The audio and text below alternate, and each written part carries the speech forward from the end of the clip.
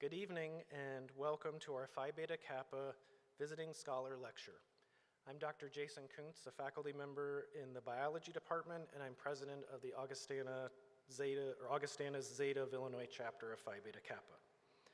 Thank you to all the students, staff, faculty, and community members who have joined us in person tonight, as well as those of you who are joining us via the live stream. We're pleased to have you with us. I'd also like to thank the Departments of History and Religion for co-sponsoring this event with us tonight. Founded in 1776, Phi Beta Kappa is the nation's oldest and most prestigious academic honors society. Only 293 U.S. colleges and universities have a Phi Beta Kappa chapter. These chapters only then select 10% of their graduating class to join annually. The Society honors the best and brightest liberal arts and sciences undergraduates from those institutions, advocates for education and engaged citizenship through its National Arts and Sciences Initiative, and connects members through events like tonight's lecture. Augustana's Zeta of Illinois chapter was chartered in 1950 before the Phi Beta Kappa Visiting Scholars Program was established. But since 1950, the PBK Visiting Scholars Program has offered undergraduates the opportunity to spend time with some of America's most distinguished scholars. The program's main purpose is to contribute to the intellectual life of the campus by making possible an exchange of ideas between the visiting scholars and the local community. I'd like to now welcome to the stage Dr. Diana Shandy, Augustana's Provost and Vice President of Academic Affairs, who will introduce our Phi Beta Kappa visiting scholar, Dr. Corey D.B. Walker.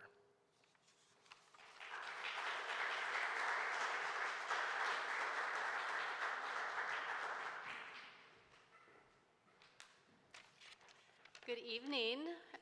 Thank you all for coming this evening and welcome. So it's really my great honor to be giving the introduction tonight. So as Dr. Kuntz noted, Augustana has proudly sheltered Phi Beta Kappa chapter since 1950, and that's just really a mark of academic excellence. So it is my great honor to welcome this year's Phi Beta Kappa scholar to campus. Professor Walker is the Dean of the Wake Forest University School of Divinity. He also directs their program in African American Studies. He completed his undergraduate work at Norfolk State University, his Master's of Divinity at Virginia Union University, his Master of Theological Studies at Harvard University, and his PhD at the College of William and Mary. Dr. Walker's research, teaching, and public scholarship spans the areas of American and African American social and religious thought, ethics, critical theory and religion, and American public life. He's the author and editor of several books and has published over 60 articles, essays, and book chapters in a wide variety of scholarly journals and publications. He's currently completing his next book, Disciple of Nonviolence, Wyatt T. Walker and the Struggle for the Soul of Democracy, to be published by the University of Virginia Press.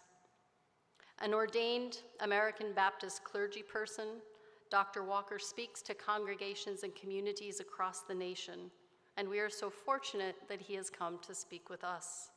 Please join me in welcoming Professor Corey Walker for his talk entitled, On Earth as It Is, on Ethics and the Environment in the Age of the Anthropocene.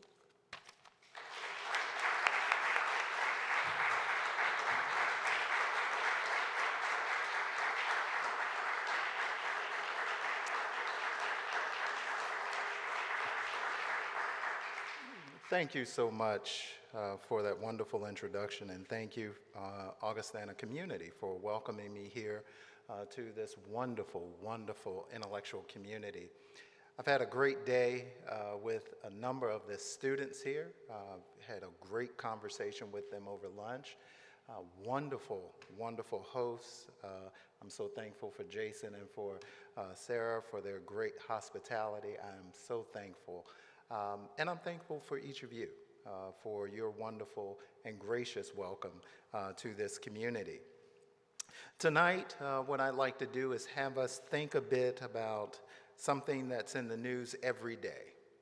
You can't help but understand and witness the current climate crisis that we're in, but I want to begin to think about it from the perspective of three questions that I'll go through, but mainly the question of what does it mean to be human in the world at this moment, and the question of how shall we live together. Those are the two organizing questions for my thoughts on Earth as it is. And if you hear echo or resonance of some biblical text, that's intentional.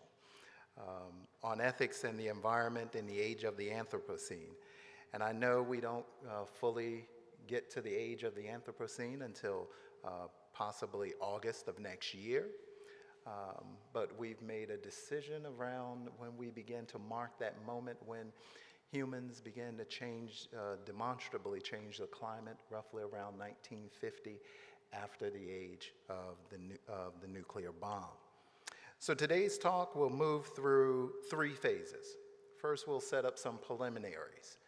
I'll give you an introduction to how I'm thinking about this issue. And that'll give you a bit of background about my intellectual formation and my intellectual preoccupations. Then I'll provide us with a way of trying to host the question of how shall we live and what does it mean to be human in the world by way of thinking about framing the question of climate change as an ethical and moral question around our imaginations. And then we'll conclude by drawing on some resources that will help us to begin to reframe our contemporary moment and possibly offer us new opportunities to raise new questions about our moment and new ways of thinking about how we shall live together. Okay? Does that sound like a roadmap? Now, we may get lost a little bit, but those are the 3 points. So you have to make sure you hit those 3 points, and then you can make your way down the river. And I know that folks understand this right in Rock Island, Illinois. So let's begin. As a dean of Wake Forest University School of Divinity, and as the Wake Forest Professor of the Humanities, I am preoccupied with things ultimate and things beautiful.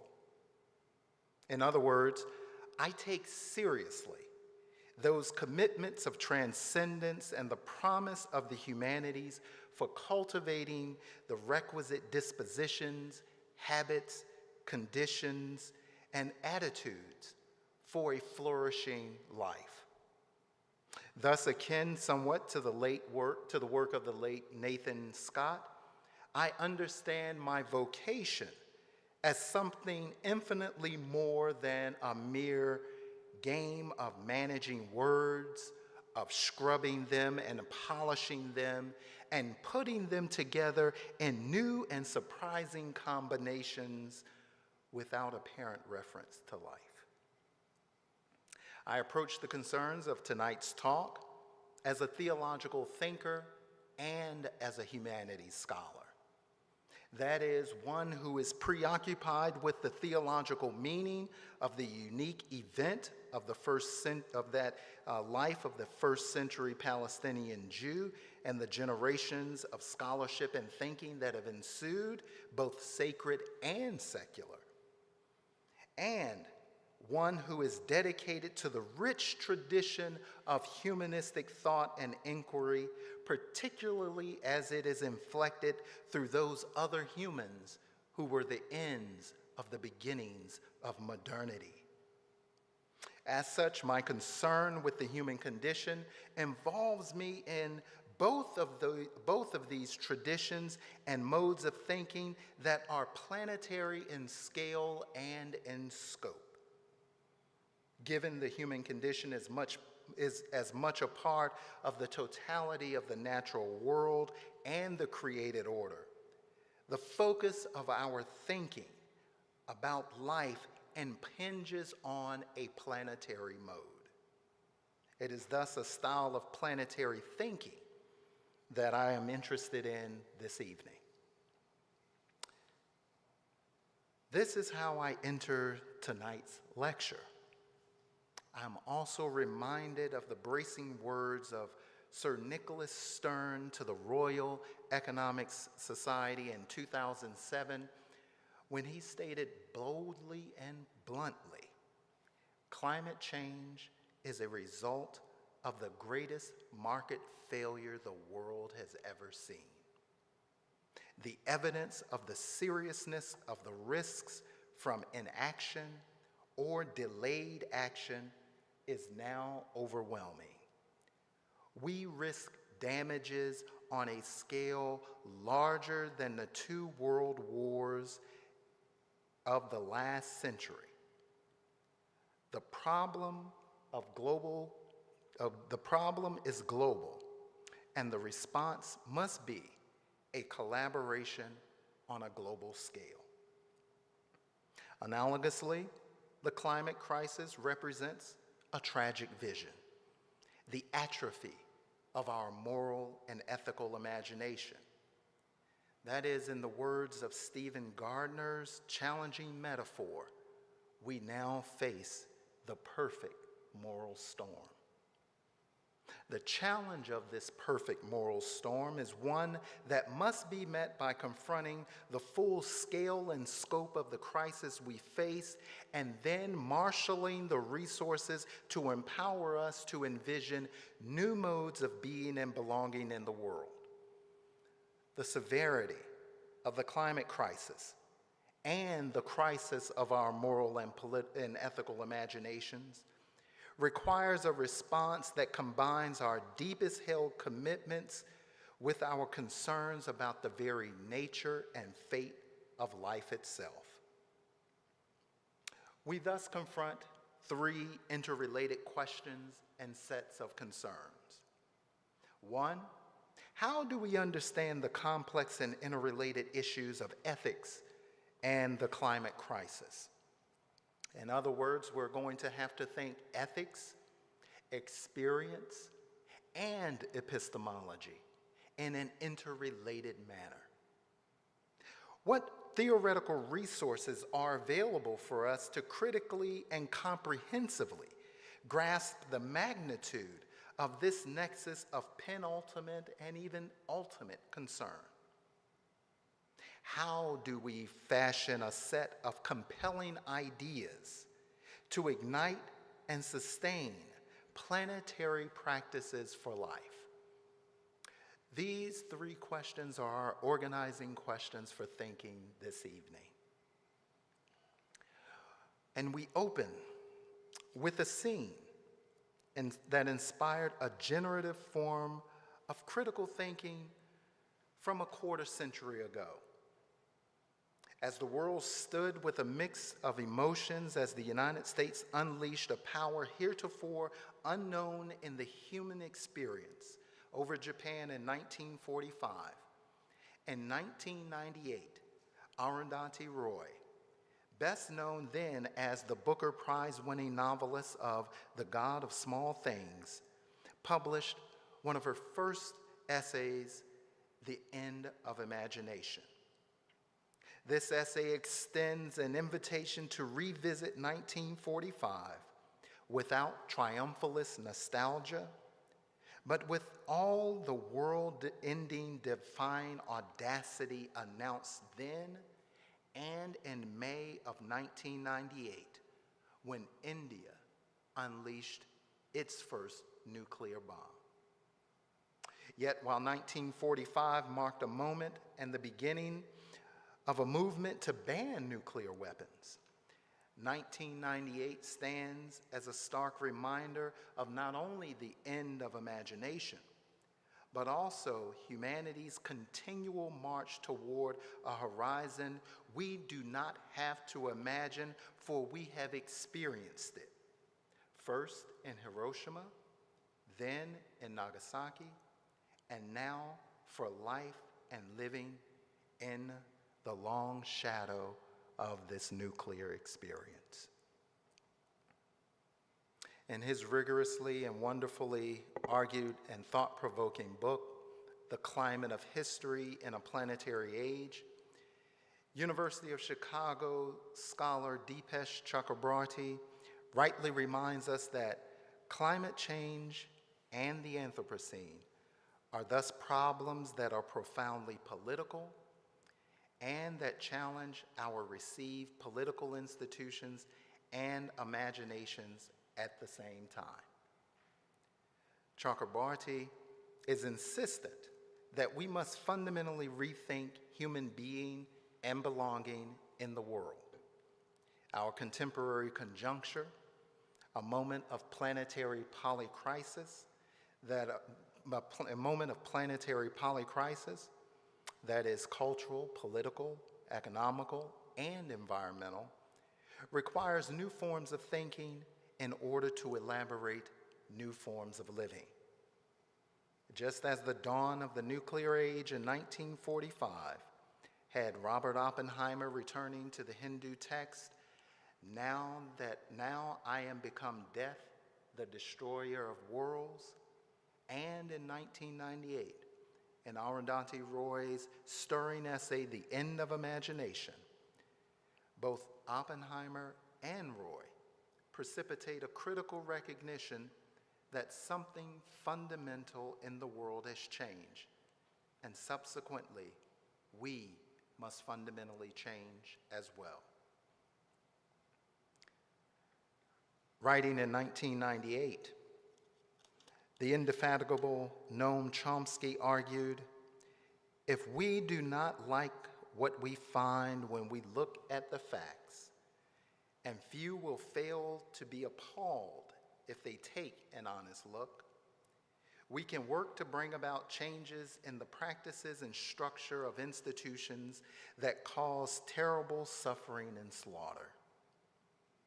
At the beginning of the Thatcher-Cole-Reagan era, Chomsky boldly asserted the power of the intellect in concert with an ethical impulse that held out the promise of facilitating the development of a critical engagement with the prevailing regimes of politics and power in the world. For Chomsky, in order to effect such a wide-ranging ideological and institutional rearrangement, one only needs to take an honest look at the machinations of power, of the powerful, in order to come to realize the interconnections between a mock politique and the terrible suffering and slaughtering of others. Chomsky's call to a different way of viewing the world and a different way of thinking about human possibility reminds us of the power of an ethically guided intellectual intervention that can catalyze the will of individuals to work toward alleviating the ills confronting society. Now Chomsky has turned his formidable powers of mind to the ongoing threat of the very survival of humanity, represented both by an increase in the likelihood of nuclear war and our contemporary experiences with climate change. In a couple of generations, Chomsky writes, organized human society may not survive. That has got to be drilled into people's heads constantly.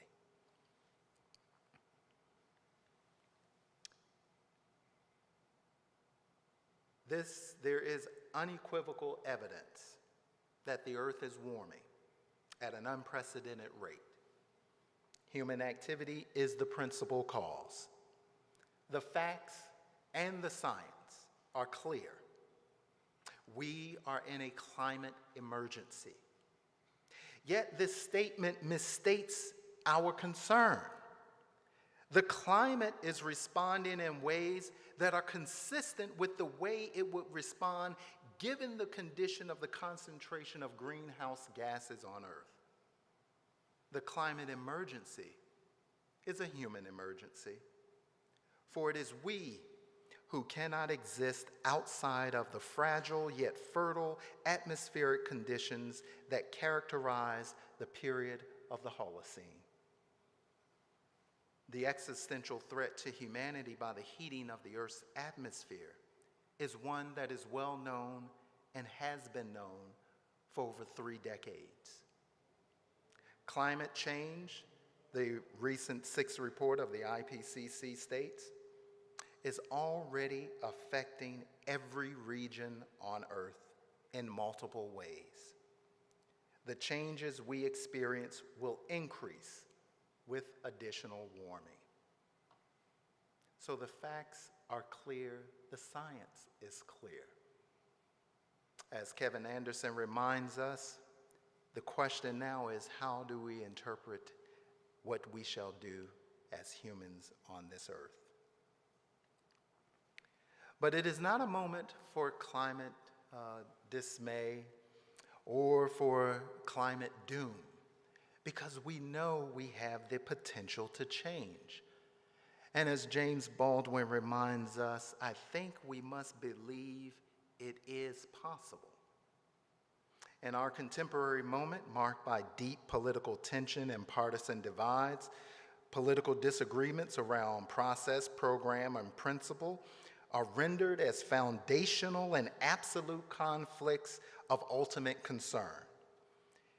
It is in these moments of broad and deep dissensus, when we are bereft of a shared language to express our membership in a common planetary community, let alone a collective sense of solidarity. Ours is the age of the intellectual organization of political hatreds.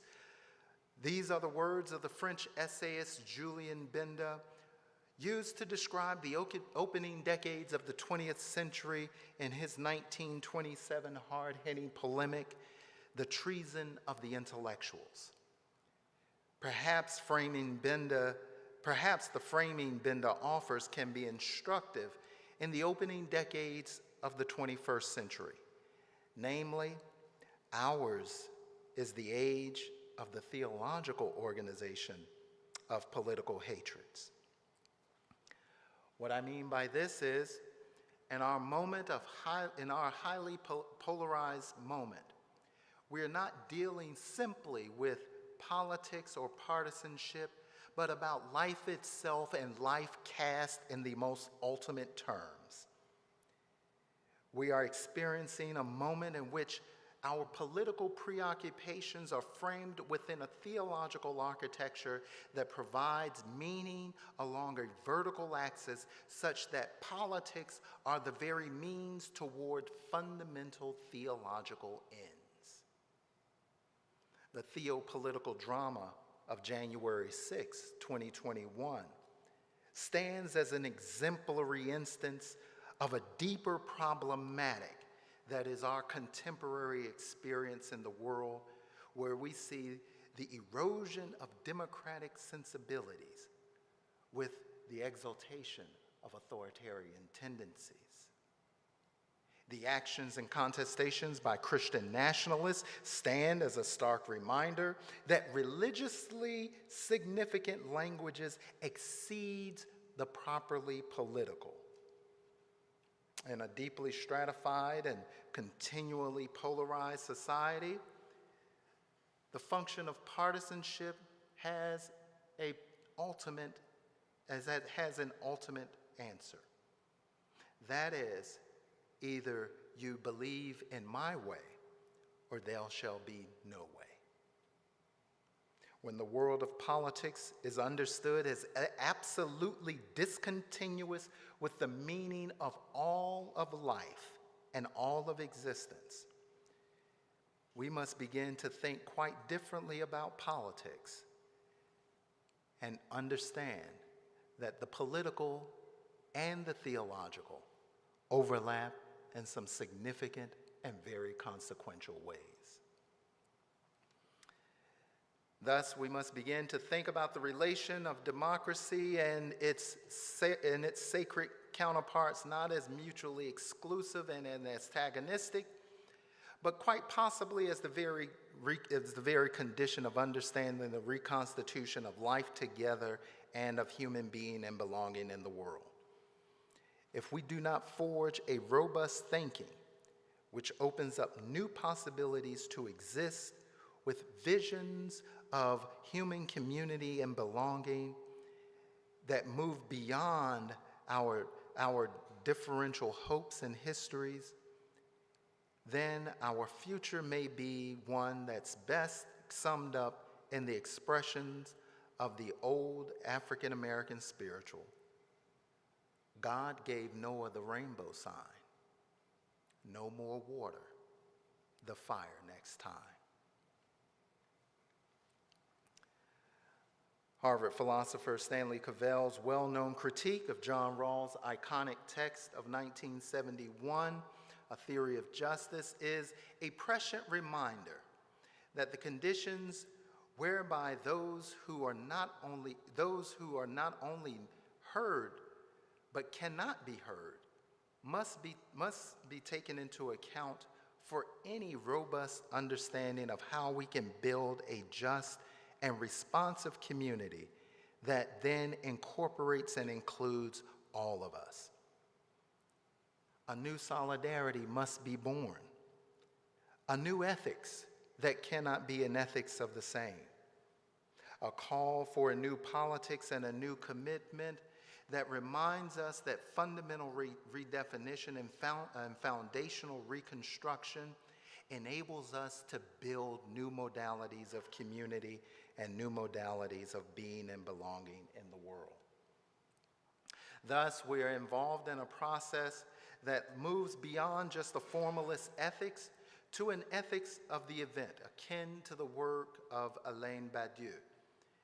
The event that's pictured on the slide before you is one of the Weaver Fire in Winston-Salem, North Carolina. We'll get back to what that event precipitated at the end of this talk. But it reminds us that our ethics must take into account the very operations and prerogatives of a theopolitics of knowledge, a geopolitics of knowledge, and a bio and bios politics of knowledge. How knowledge is spatialized, how knowledge is lived, and how knowledge gives meaning to our existence, and most importantly, how knowledge aligns with our ultimate claims and commitments.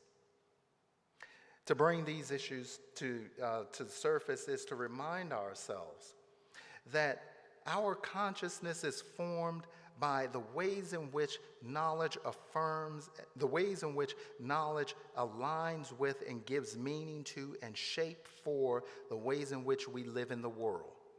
This is nothing new or anything radical. Indeed, in the crisis that gripped European civilization in the 1960s, the German social theorist Jürgen Habermas offered an inaugural lecture at Frankfurt on the theme, Knowledge and Human Interests. Habermas's lecture marked the beginning of his systematic effort to provide a historically oriented attempt to reconstruct the prehistory of modern positivism with the systematic intention of analyzing the connections between knowledge and human interests. Revisiting the continual attempts within the German tradition, from Schelling to Husserl, of renewing the emancipatory potential of knowledge, Habermas challenges the very foundation that connected and supported these disparate efforts at articulating an idea of knowledge that preserves the Platonic connection of pure theory with the conduct of life. For Habermas, this was not just a critical project within a tradition of critical theory. It was a project connected with the very existence of life itself. His preliminary outline reminds us of another thinker during that moment, beginning to think of an integrated model of how we can begin to think of ethics not as additive, but as constitutive of a new world and of a new human. It is here where we remind ourselves that ethics is about a way of life and new ways of living. It is an integrated model that integrates individuals, ideas, institutions, and the ways in which we go about existing in the world today. in that decade between 1962 and 1972, a decade anchored by Silent Spring on one end and the limits of growth on the other, a coming to awareness of the limits of our dominant planetary mode of being became crystal clear. In the middle of this decade stands Martin Luther King Jr.'s A Time to Break Silence. It is this statement in 1967 which inaugurates a signature break with the dominant logics of the era, reminding us of the interrelated evils of militarism, of racism, and a vicious and insidious capitalism. King's A Time to Break Silence reterritorializes our preoccupations and places them in a planetary perspective. In other words, instead of just being a uniquely American figure, King articulated a global vision for life itself. Perhaps no other public figure in modern American history has articulated a comprehensive ethics of public life and an ethics of living than Martin Luther King Jr. King is inextricably linked with the concept of beloved community and is part of an extensive and long tradition of African American and American social, political, and religious thinking on the concept of community. Indeed, for King, we are reminded that the idea of beloved community makes an explicit political claim on a set of relations of people and ways of living that are actualized in the everyday and that properly reflects the worth, value, and dignity of all people. King establishes a normative claim that guides and forms his political vision. We should keep in mind that the idea of beloved community also operates as a regulative ideal, in that it seeks to move us beyond not only the norms and aspirations of our ethical visions and our moral imaginations, it also seeks to serve as a guide orienting the ways in which we build and sustain our collective lives. In King, the concept of beloved community resonates deeply with local knowledges in African American religious cultures and African American ideas and practices, and it also borrows deeply from American ideals and practices of beloved community, particularly the thought of Josiah Royce. It does not act imperially in King's thinking, for it is framed in a minimalist manner, cognizant of Kant's second and third formulation of the categorical imperative, all human beings must be treated as ends and never as mere means, and act in accordance with the maxims of a member giving universal laws for a merely possible kingdom of ends. This ideal of beloved community offers us a way in which we can develop a holistic vision of human existence and practice that requires systemic and institutional transformation that is guided by people. As a side note, I'm reminded of my conversation today with our students here at Augustana. We were talking about the ways in which our society is structurally unequal and has built-in structural inequities. I said, yes, we do have structures, but ultimately those structures are people. They're not structures outside of what we commit to and what we admit to as citizens and as humans in the world. So a structural response is inadequate and insufficient for the transformation that we need. We need people, you and me. And offering this particular rendition of Beloved Community and King, I'm reminded of an exemplary scholar who helped me begin to refocus on King's thinking about community as a critical resource in our moment of climate crisis. It was none other than my late professor at the University of Virginia, Nathan A. Scott Jr., expressing the lasting power of Ralph Ellison's mid-20th century classic Invisible Man that continues to exert a force over us. It is that particular text that Scott reminds us that Ellison is one of the great masters of the century. He joins James Joyce, Thomas Mann, William Faulkner, and T.S. Eliot in attempting to give shape and significance to the immense panorama of anarchy which is contemporary history. Through his unnamed narrator in Invisible Man, Ellison offers us a marginal figure who exists on the fringes of society, but whose existence is not merely a negative state of privation. On the contrary, it can be and often is an enormously fruitful seedbed of spiritual creativity. For it is amidst the troubling ambiguities of life that there is born a profound hunger for communitas. Ellison's essays are often controlled by that same vision of communitas that guided Invisible Man. The way home we seek, Ellison says, is that condition of being human in the world and being at home in the world, which is called love. In short, Ellison took for granted that the regulative norm to which our social and cultural lives are accountable is what the Koine Greek of the New Testament denotes as agape. But he has a clear sense of how infinitely difficult any full realization of this ultimate norm is.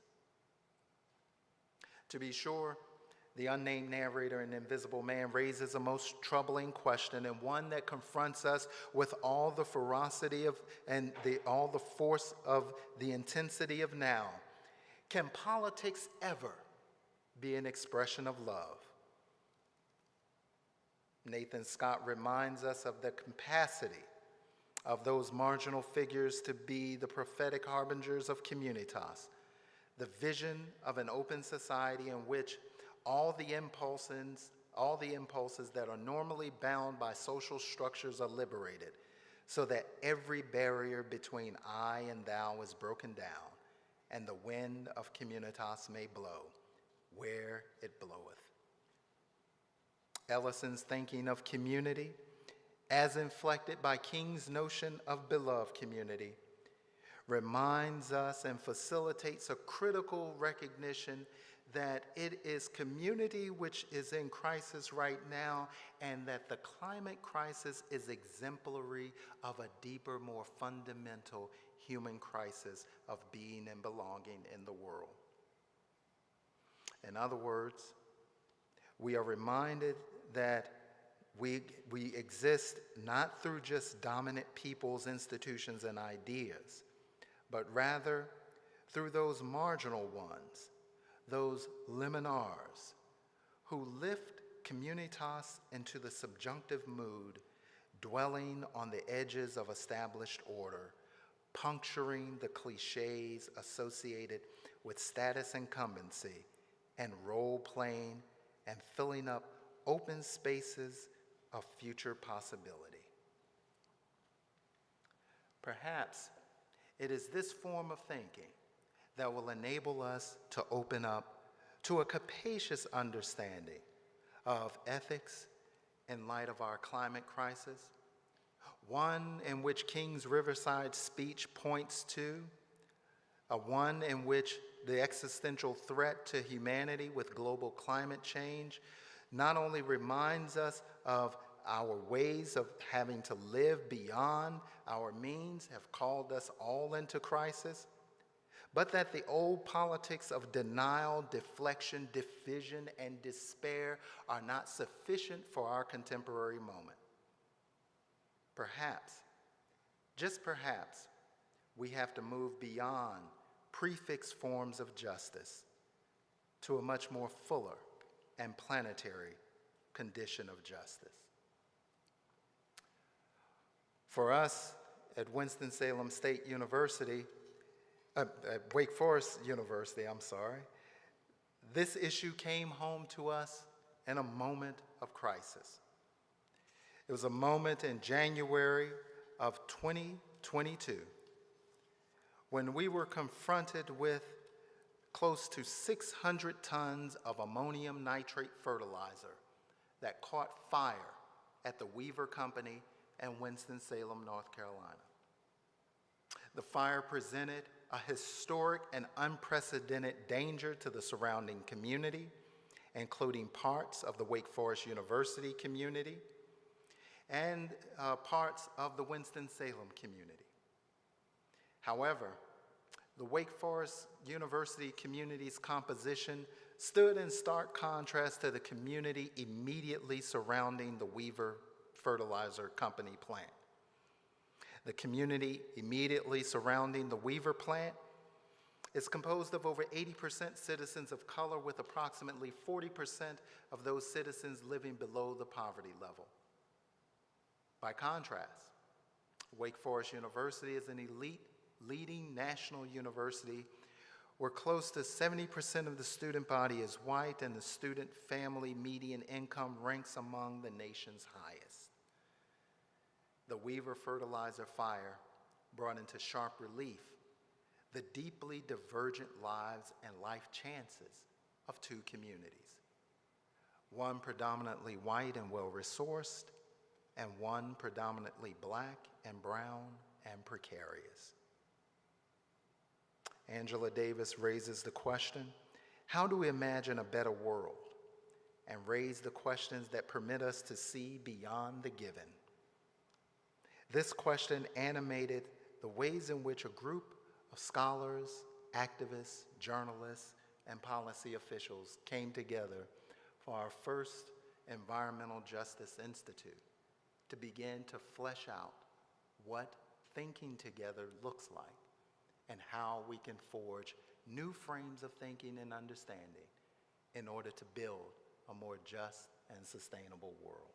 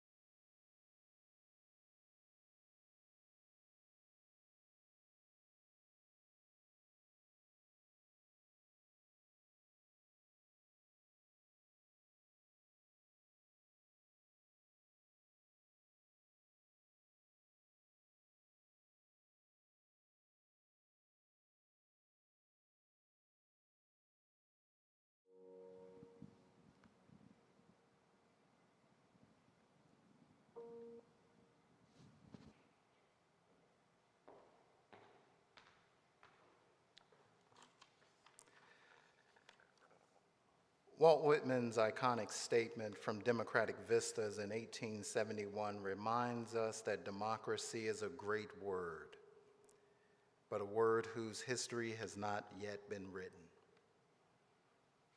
We end with Whitman because he reminds us that humanity and the human in the world, that history is not yet complete. And we have an opportunity to open up and write a new history that leverages our collective knowledges, that leverages our collective ways of being human in the world, and that reminds us that the spirit of our shared humanity is enough to enable us to respond effectively and forcefully to the climate crisis that we all face. Though the languages and the methods may not be known right now, the long future that we face together offers us an opportunity to begin to think again in order that we may live a more just, a more promising, and a more flourishing future for all of life. Thank you.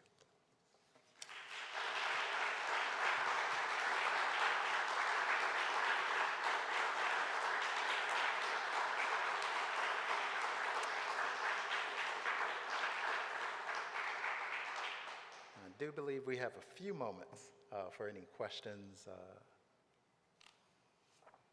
or comments or thoughts or anything.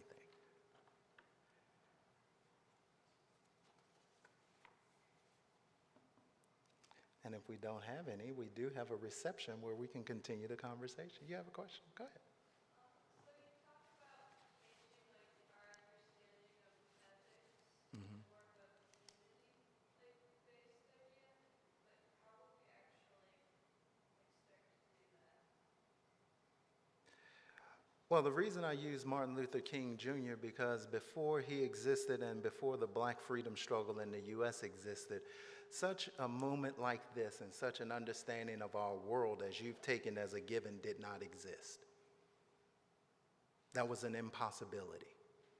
It was improbable. But yet, when people came together, they were able to change the world, articulating a new vision of what America could be, a new vision of what a planetary existence could be. I'm often reminded that when folks say, well, this is impossible. Well, I say, look around at this room. 50 years ago, this was impossible. But the impossibility is now a reality, because now the very ideas that we think of as fundamental have changed the world in which we live. I believe you as students hold that. But I don't just hold it up to students to do that. It is up for us as scholars to begin to elaborate new frameworks of possibility, to begin to develop new intellectual communities and new ways of thinking and new ways of human being and belonging in the world, to show that there are resources within our rich traditions of thinking that offer us new ways of framing our future. Just that with our Mellon project at Wake Forest, the reason we brought together journalists, scholars, policy officials, activists, and everyday citizens is because we believe fundamentally that those knowledges will enable us to begin to change the discursive context in which we understand our lives. And if we can change people's minds and frames, we can change how they live. I'm often reminded that the United States began more as an idea than as a reality. And in many ways, it still is an idea in all of its promise and in all of its potential. And we make those ideas real with each step that we move toward that horizon where all life may live. Thank you. Great question.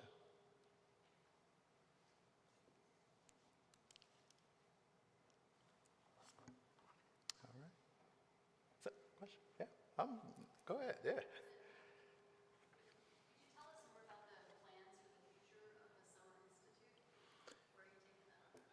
Well, this is, that project is 20 years in the making. It started off at the University of Virginia. My first position in the academy was as director of the Center for the Study of Local Knowledge. And at that center, we were preoccupied with, at first we were looking at the ways in which human bodies are instrumentalized in different contexts. So we had two sites, Buchenwald in Germany and Jefferson's Monticello. And we both began to re-territorialize them and begin to rethink them under the rubric of labor camps, because both Buchenwald began as a labor camp before it transformed into a death camp.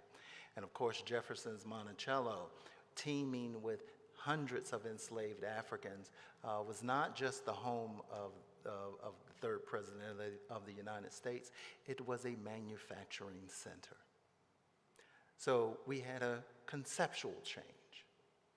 And that conceptual change led us to a number of different projects, one in Buenos Aires, Argentina, another one in the University of the West Indies in Jamaica, where we began to think of a global humanities project, one with the University of Venda, where we wanted to begin to think through and cataloging local knowledge in various media, one in which we had a scholar working on clean water systems both in Trinidad and in Indonesia. And in developing and designing those clean water systems, this civil engineer leveraged the local knowledge from the communities in the design. So it moves us beyond just adding different perspectives or calling it experiential education for our students. It is fundamentally epistemic in transforming those relationships of knowledge, power, and authority to much more egalitarian and deeply democratic means. So that project at the University of Virginia that was funded by the Ford Foundation animated me throughout my career and found its way now into our Mellon Environmental and Epistemic Justice initiative. Notice we bring two issues together: the environment, where we want to bring the best of our scientific knowledge, but as every scientist will tell you, it is not just follow the science, because science doesn't speak, much like any good historian will tell you. History does not judge, people judge. You know, it's common today, history will judge. Like I'm looking out the door, oh, there's history, it's about to judge us. No, history doesn't do that, people do that. So we have to develop mechanisms in which those knowledges utilize the best of our scientific understanding to then catalyze visions for common life and visions for humanity beyond just our individualized modes of living here in our communities to planetary scales. Because what we do here inevitably impinges on the world. The materials that make up all of our PowerPoints and all of our electronic media deeply imbricated to connections to communities across the world in the Congo that are extracting the resources that we need so that we can live stream this event tonight. So part of it is recognizing and thinking in a planetary manner, being conscious of that, and not in an instrumentalized sense, not in a simple, a flat utilitarian sense, but in the ways in which it constitutes who we are and frames our particular political subjects in the U.S. So the next iteration of that, of the Environmental Summer Institute, the Environmental Justice Summer Institute, will bring together some more journalists, because we do believe we have to change the public discourse around this, that it's not about one thing, it's not about one community, it is about everything. We're also going to incorporate now more deliberate and intentional attempts on how do we transform academic programs and curricular programs in the academy, to move from the siloed environmental studies programs that we all have, to how do we fundamentally rethink the organization of knowledge in the university? Perhaps it's time for us to move beyond these sort of disciplinary formations. We've had one university do that. I mean, Arizona State has done that. It's moved beyond just departments and disciplines to areas of preoccupation of human concern. What happens when we develop much more flexible modalities of raising questions? Because it's those three questions that generate so much of our thinking. So that's the next step. We're still fundamentally, we believe in the university. We fundamentally believe in higher education. We fundamentally believe in the life of the mind. But we believe in it because it provides us with the resources to better respond to the questions that we're confronting now. Question, or that was it?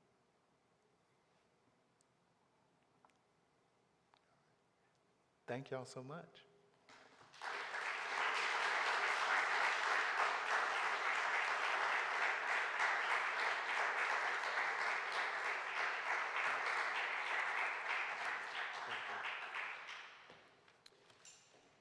I'd like to, or PBK chapter would like to invite you for a reception here in Wallenberg Hall over here if you would like to speak with Dr. Rucker further or just have some fellowship. Thank you again for coming and for watching the live stream.